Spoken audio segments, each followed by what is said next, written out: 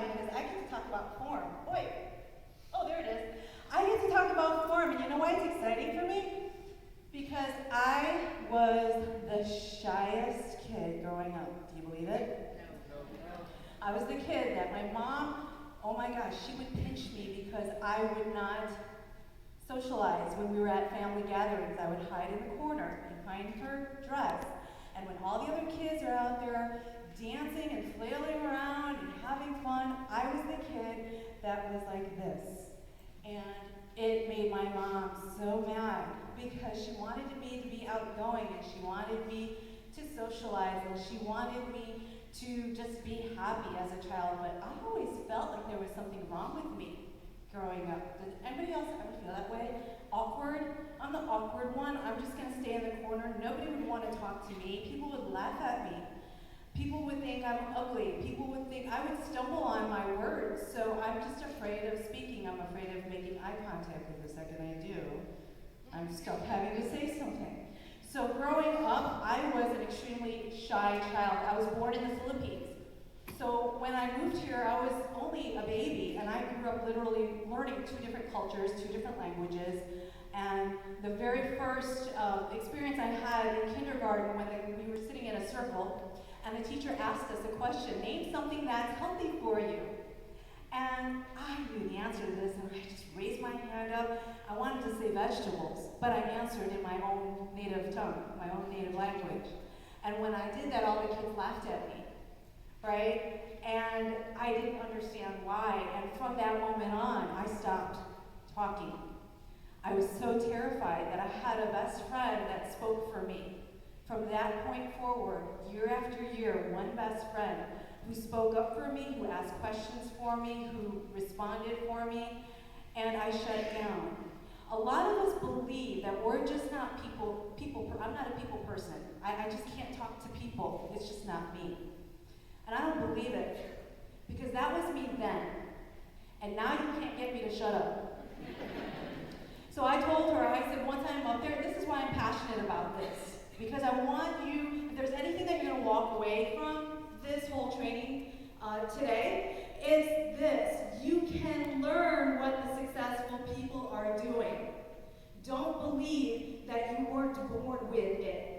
We learn by failing forward. We learn by opening our mouth and sticking our foot in a gazillion times and tripping on ourselves. Come on, last night we went out to dinner. I met up with Denise and some of the leaders, and I'm the only one who showed up at the wrong Marriott. Right? And she's like, well, we're down here. Where are you? We're in the lobby. You're not in the lobby. I'm like, I'm in the lobby. Are you over by this place right here? She's like, well, hold on. We'll come to you. And it was like, I'm such a ditz when it comes to directions, when it comes to detail, when it comes to scheduling time. I write notes and I never use them because I'm short attention span that way. Seriously, I used to think there was something wrong with me until I realized they have a name for it. Sapphire. And if you've never heard of that, it's a personality test. And when you take these cool personality tests, it starts to help you identify your strengths and your weaknesses. And the reason why I'm bringing that up is because that's a huge connection with feeling comfortable with communicating with other people. The better you know yourself, the better you can understand why you act the way you act, that you're not just weird. Well, no, you are weird, but we're all weird.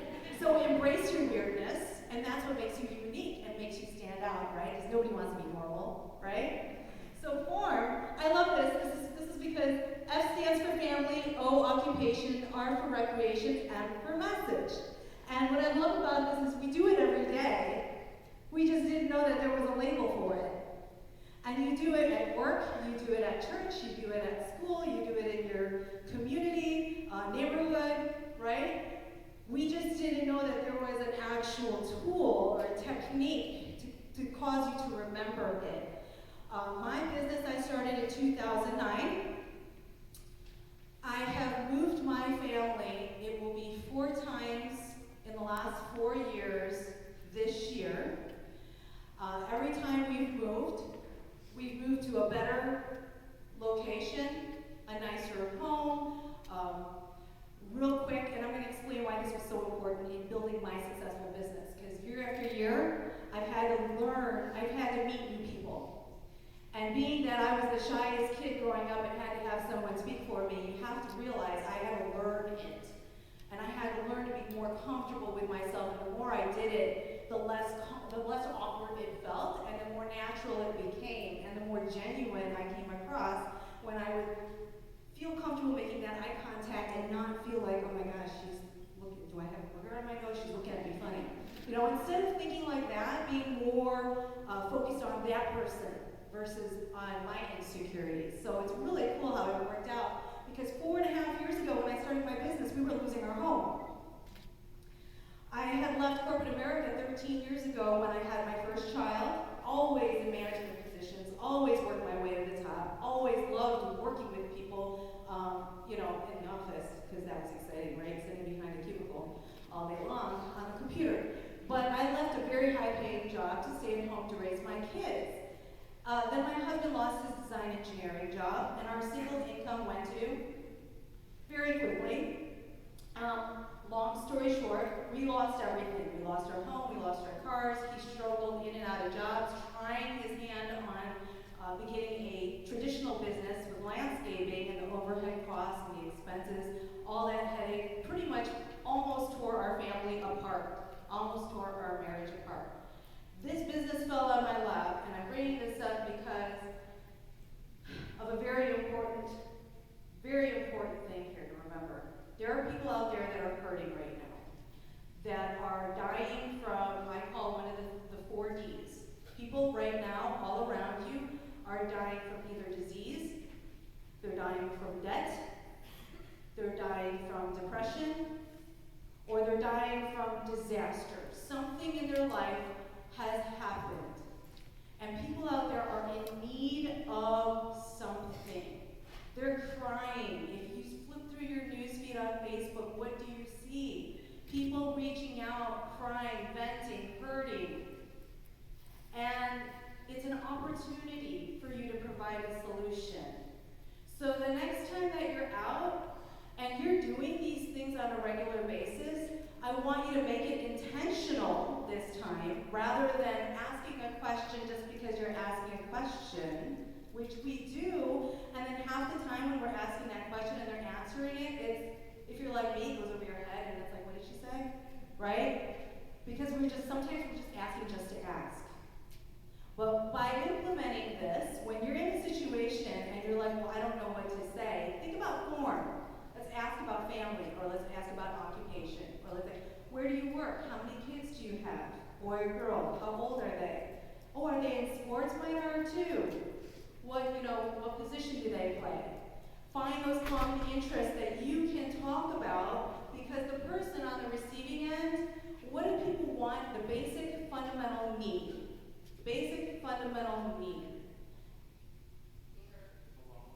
Belong. I heard it. Heard. Be heard. Anybody else?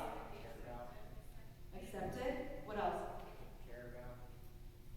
Tarmy? They would want someone to care about. Yes. Somebody to care about. They want to be understood. I want to be understood, and I want to feel significant, like I matter, right? But what happens when we're struggling in our life? When I lost my house, when I lost my cars, what's the first thing you want to do when something you're struggling with? You want to hide. And a lot of you right now feel like that because you're going through that, which is why you see Beachbody as that message of hope, that ray of sunshine, that maybe this can help pull me out of that struggle, just like it did for me. That it did. I had to reach deep down and put my struggle. I mean, I'm telling you guys, there were times I had to take my kids to my brother's house to wash them up because our water was shut off, our electricity was shut off. I didn't want to answer the phone. I didn't want to open the door. I was scared. And when this opportunity was introduced to me by my coach, Kristia Hord, I had to put my own insecurities aside. I had to put my own fear aside and say, you know what, I gotta do whatever it takes to put food on the table because my family is my why. I have a heart to help people. I have a need to make an impact. And I have a passion for fitness. And my reason, is just I dream. I see all these other people that are they're ordinary like me and they're doing it. So if they've gone through this struggle, I'm in the midst of this struggle. Why can't I take myself out of my own way and implement this, because there are other hurting people out there just like me. Christina, what do you think about demonstrating this with someone? Sure. Can I volunteer? Does anybody want to volunteer and come up and have her show you how to do this? Here, we got a volunteer back there. Somebody that doesn't know her. Yeah, okay, here we go. How you doing? Come on up on stage. Hi, how you doing? Doing well. How are you doing? Good, good. Where we at? Set me up a stage. Where do you hang out? Augusta, Georgia. Augusta, Georgia. What's in Augusta, Georgia? I know, I'm new. I just got there too. You too. Where are you from? I'm from Texas. Texas. Oh, what's in Texas? Everything. Yes. I have an aunt that still lives there, but the majority of my family moved back to West Virginia with it. Okay, cool. So what brought you out here? The military did. Oh, cool. Are you married? Did I ask you that already? No. Yes, I'm married. I've been married for about 4 years now. Okay. And my wife is currently pregnant with our first child. Congratulations. So does she work or She just recently got out of the military. She's also a beach body coach, and she's going to use this time at home to develop both of our businesses. Oh, good, good.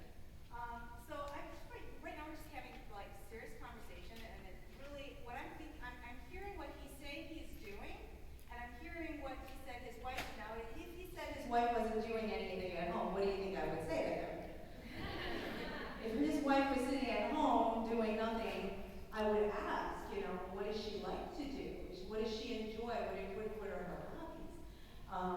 I personally relate better to women, obviously, specifically mothers, obviously, because I can connect with their story and kind of experience what they're experiencing. And usually when I'm talking to a guy, I'll ask, if he's got a girlfriend or if he's got a wife, and I'll ask questions about them. And that's perfectly okay. A lot of people have a tendency to say, well, I want to help anybody that wants to get healthy, which is great, but I like to hone in and target the specific things that we would have in common so that you can carry on a conversation that doesn't feel awkward, doesn't feel forced, right? And I've got a lot of great guys on my team that I'd love to introduce you to if you don't mind, if you like working out. There's name a few guys that's lost a lot of weight or whatever, but I'm going to take a little bit more time to dig deep. I don't like to sit here and like in 5 minutes find out A, B, C, D, E about him. And it doesn't always happen in that order. And that's just an introduction of how easy you can start a conversation with somebody. The message, thank you so much. Everybody give him a hand. Yay! I want to tell you that what I'm listening for is I'm listening for things that we have in common, because I want them to feel understood. If I say you too, me too, I went through that. What was your experience, right? Or if we start talking about their job, and it's like, oh, so where do you work? Oh, I work over at such and such. What do you like about it? How long have you been there? What brought you there? If there was anything that you could change about where you work, what would it be? I mean, what would you dislike most about it? These are questions that I ask people, but what I'm really listening to is trying to find out if they're at that point in their life they're ready for a change, where they're frustrated. I'm listening for frustration. I'm listening for a need income-wise. I'm listening for, do they feel like they're not wanted, or they feel like they're lonely? Do they feel like they want to be a part of something? I dig deep in those questions, but this is just a perfect way to remember when you ask, you want to be intentional in finding out about them, because it really is about them and not you. So if you are insecure, just remember that it's not about you. It is about them. And the more interested you are about them, the more you listen to what their needs are, the better you can then deliver your message. What is the message? The message is a solution. It's a way to solve their problem.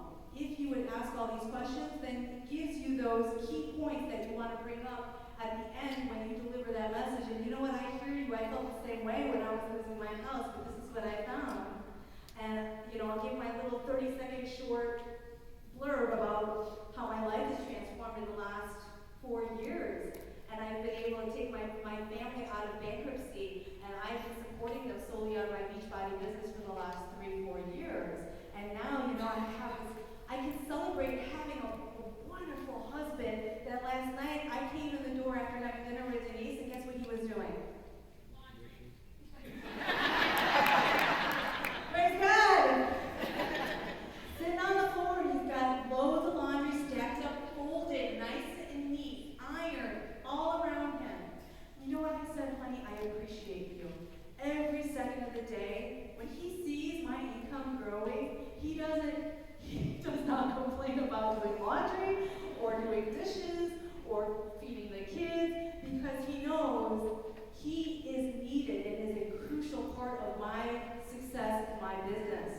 Do you understand? And it's just, I feel so blessed about that. So those are the 4 things you want to think about. The message is the essential part. You want to add your secret sauce to this, which is you. Don't just go through the motion. Go through why this has convicted you so much and why you believe in it so much. And they'll see that and know that it's going to be an ongoing process. I form people sometimes 2 weeks, sometimes 5 months, sometimes 3 years. I go back and I follow up because it's a process of building relationships. And you know what? If they don't join you right away, it's not because of you, it's because the timing might not be right in their life. So when you follow up 6 months later, hey, how you doing, Donnie? I know that you were auditioning last time we talked for a role at, in the show, in that play. Did you ever get that? How did things pan out with that? And they will appreciate you when you remember. And they might be at a different time in their life now where finances are a little bit better, or the need is a lot stronger, where they're ready to join you. Understand? So never give up on that. Always use F.O.R.M. You can use it through social media. I love to take them directly from social media to the phone or face-to-face because that's where they can feel your passion and your emotion and your conviction. However, in the process of practicing, you can do this back and forth on Facebook and involve your upline if you need that extra help. Can I ask? Yes, question. When you're forming, do you ever feel like you're probing too much, and what do you do with people who are short with you? That's a part of the process with that is really understanding to read their behavior and how they respond. I've had people that have been kind of standoffish, which is fine. And I give them their space and I give them time. And it's not so much probing if I'm contributing to the conversation. If I go from question to question to question to question, yeah, it feels like I'm drilling them. I contribute to the conversation by sharing a little bit about me, and they're always willing to open up when they really feel that I'm interested and genuine in asking the questions, right? Just the way that it comes across makes a huge difference. Yes? With the customers that you said that take you probably 3 years or more time, how do you know that you're not bugging them? When do you draw the line? I'm being too pushy because some people you know that they need it, but you don't want to put it like to their face or tell them, hey, this really is going to make like a huge change in your life. Right. So how do you do that knowing that you're not getting into their business kind of stuff? That's a very good question, and we all have somebody like that we wish we could push them along further. We all do, and we all know that we can't. Honestly, the best thing that you can do is keep moving forward, and the more people that you are working off of your list, and you're continuing to build your contact list, those people, if they see you consistently doing what you're doing today, they will come around and they'll remember you when they're ready. And it's great to drop it on the line and just see how they're doing and not even bring up Beachbody, not even bring up Health and Fitness, just so they know that you remember that they're still around. They'll come around when the time is right for them. So you don't even notice it as much when you're so busy concentrating on you're working with the willing. You're working with the willing. Anybody else? Good? Excellent. Amazing. Last announcement, all I really wanted to say was this is what I've used from day one on building my business, which has every year, and I did the numbers the other day because I'm not a numbers person, but I had to for my husband. He's a numbers person. I'm just tell me where to show up. I'll show up wrong place. No, my business has grown consistently over the last 4 years, 75% income raise over the last 4 years, every year. The average is 75% income raise. So I've more than doubled what I used to make as a full-time manager in corporate America. And a year ago when I did decide to move my family here, people asked us, why did you move to Georgia from Chicago? And I said, because we could. 4 years ago, I couldn't keep the lights on.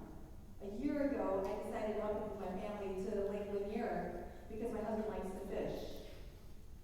And this year, we just decided we're moving back to Chicago next month. And people are like, why? And I'm like, because I felt that God was calling us out here for a purpose, and we've had the time of our life this last year, and we've been able to enjoy the fruits of our labor and all the hard work, and we've been on the lake every day and enjoying. I almost feel guilty that I'm not working this year, yet year to date, January through June, I've already made over 10,000 more than I did this time last year.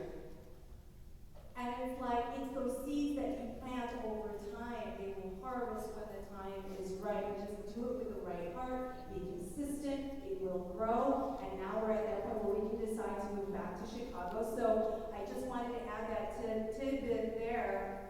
I have had the most amazing time working with some of you here in Atlanta for this past year at every single one of these events. Please make it a point to grab me, because this is my last